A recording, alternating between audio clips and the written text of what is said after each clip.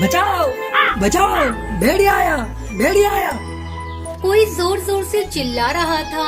चिल्लाने की आवाज सुनकर जंगल के पक्षी हाथों में डंडे लेकर आवाज की तरफ दौड़ पड़े। वो कहते जा रहे थे, अरे डरना मत, तुम्हें बचाने के लिए आ रहे हैं, बिल्कुल मत डरना। हाँ बिल्कुल मत डरना, हम आ रहे हैं। जब सभी पक्षी पहुँचे तो देखा कि एक चरवाहा कौवा अपने बच्चों के साथ आराम से खड़ा है। तब तक आप लोग कमेंट पे बताएं 56-12 कितने होते हैं। अरे कहाँ है भेड़िया? चरवाहा कौवा ने देखकर जोर जोर से हंसने लगा। भेड़िया, मैं तो मजाक कर रहा था, कैसे दौड़े दौड़े भागे भागे आ रहे हैं, मजा आ गया।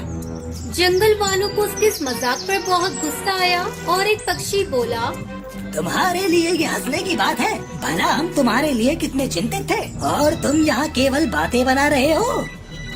अरे चलो तो धर्म भैया, इसकी बातों में आकर हमने बेकार में ही अपना समय बर्बाद कर लिया। चलो। कालू चरवाहा गांव के छोटे से घर में अपनी माँ के साथ रहा करता था और रोज अपने साथ बच्चों को खिलाने गांव के दूसरी ओर जंगल के पास जाया करता था।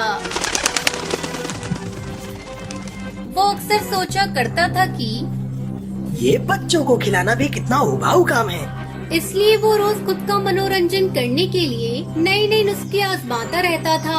भेड़िए का भेड़ फैलाना आजकल उसका नया शौक था। एक दिन चरवाहा फिर से जोर जोर से चिल्लाने लगा, अरे बचाओ बचाओ, भेड़िया आया, अरे बचाओ, भेड़िया आया, भेड़िया आया। कुछ पक्षी फिर उसकी आवाज पर दौड़े आए। फिर चरवाहा खूब हंसा और जंगल के पक्षी को फनफनाए। फिर से एक दो बार उसने ऐसा मजाक किया, पर अब गांव में से कोई भी उस पर भरोसा नहीं करता था। उसके बार बार झूठ बोलने से पक्षी परेशान हो चुके थे। एक दिन खेतों में काम कर रहे पक्षियों को फिर से अचानक चरवाहे की आवाज सुनाई दी, बचाओ बचाओ, भेड़िया आया, भेड़िया आया, बचाओ, कोई मेरी मदद करो, कोई तो सुनो, बचाओ। लेकिन किसी ने ध्यान नहीं दिया।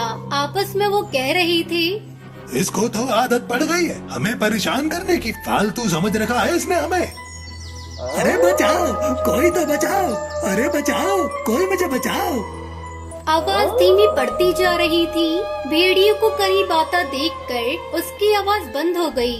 कुछ देर बाद जंगल वाले सचेत हो गए और चारागाह के पास पहुंच गए। भेड़िए ने तब तक कौवे के साथ 2 बच्चों पर हमला कर दिया था।